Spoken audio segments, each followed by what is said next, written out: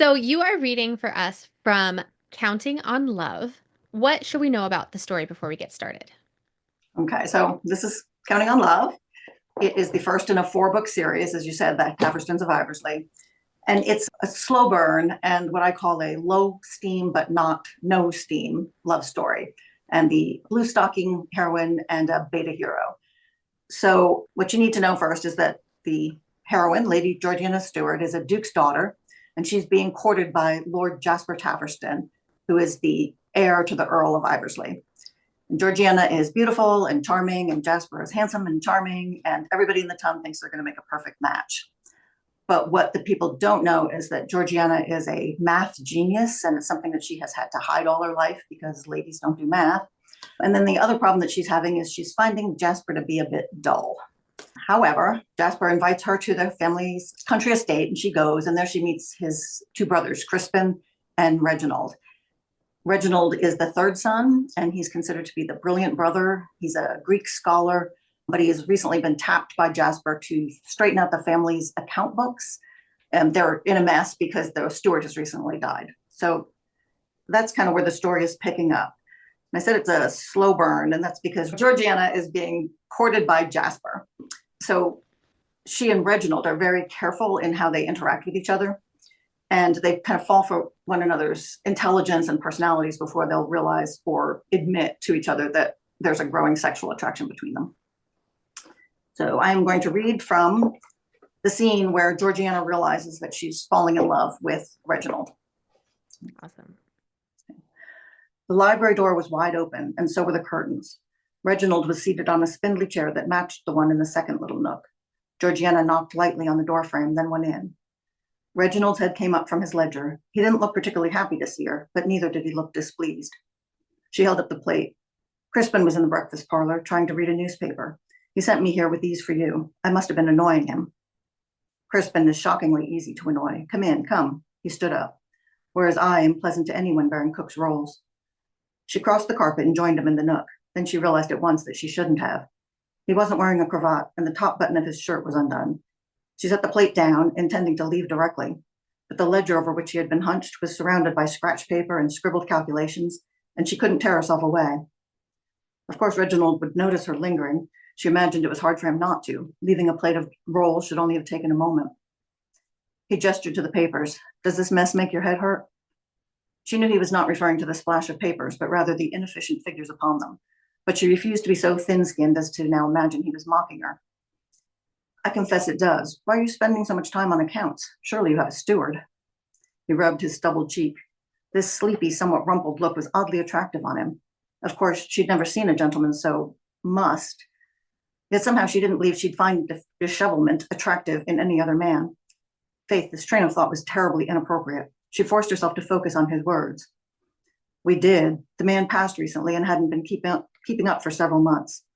I don't think it was topmost in Jasper's mind until he saw how muddled it had become. But surely he doesn't expect you to be his steward. Oh no, Jasper's expectations are more in line with my father's. Fairly medieval ones. First son heir, second son soldier. She finished the triad. Third son to the church. He nodded, then yawned before sitting wearily back down. Jasper has a man in mind to take over, but he wanted the books a bit cleaner before handing them off. And then? Then? What will you do with yourself? She couldn't really see him as a clergyman. What would you be doing if you weren't poring over these ledgers? He hesitated, then gestured to a leather case on the floor. It was the clasped one she had noted before. In there, I have a manuscript in ancient Greek that was presumably meticulously copied by monks a few hundred years ago. If Bastian is correct, Frederick Bastian? Yes, by God, how do you... My brother Charles has mentioned him. I've only heard the name. Sorry, go on. He gazed at her a moment as if he were going to say something different, but then continued. If he's correct, there was no one alive today who knows what these manuscripts say. Plural manuscripts? He has 12 of them. And you are going to learn what they say. Oh, now this. Gooseflesh rose on her arms. Well, a few pages of one. He rubbed his hands down his thighs and smiled ruefully. After that, I suppose I will settle into a living at Framingham. But, he tapped the ledger, I have forbidden myself to work on the Greek until I get these accounts sorted. It occurred to her that she could sort them out for him, but putting her nose into the Taverstons' finances would be heinous. It would also be fun. Are you even almost finished? I thought I was. He shook his head. I was rattled yesterday by that mistake of 8 versus 5. What if I'd been sloppy reading others' handwriting? So I've been double checking some of the receipts, and they look correct, but what if they're not? I really don't want to go through them all again. Then I remembered what you said about patterns. What I said? Yes, most of the expenses are for the same thing over and over. If the cost was the same each time, I wouldn't have to sum it up all each time. Well, obviously. But the cost is not always the same. Sometimes it's more, sometimes less. I'd have to look deeper into the invoices to see why. And, well, the devil, it's too boring to contemplate. She laughed lightly. I can imagine. So I went back to assuming the entries I made were correct and just tallying them to get the whole thing finished. He pointed to his scratch paper. And I shouldn't have been working on it so late because none of my sums came out the same twice. You should have gone to bed. Yes, but then here's the worst of it. When I started this whole project, I thought I'd be clever and start by looking at the account books from 5 years ago. Bradwell was taking care of things then, so I decided I would simply do as he did. That makes sense. But because I have become so hopelessly muddled that I can't even add and subtract anymore, last night, I thought I'd go back to that first book and just tally the columns. He frowned, like a schoolboy exercise. I'd call that a drastic measure. She picked up one of the rolls and broke off a piece, but she was fidgety, not hungry, so she set the bread down. I hope you aren't redoing all the books for the past 5 years. It wasn't my intention, but now, he pulled his hand through his hair. I was up all night. She tried not to think of him sitting there through the night.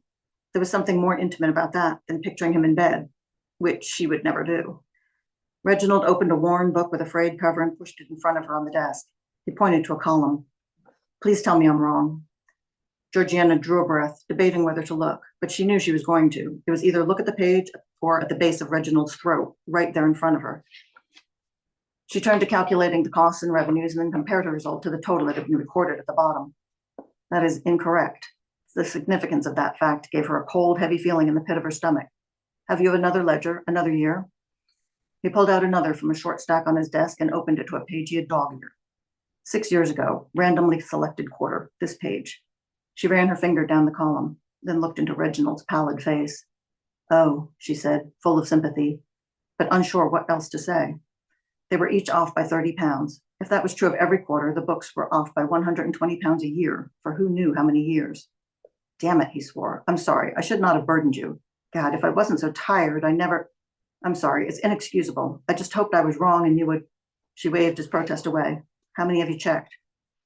3 quarters from randomly pulled years. And they're all off? He nodded. Not always by the same amounts, but usually close. Maybe I'm wrong, he heaved a sigh. But if I am, it's not by much.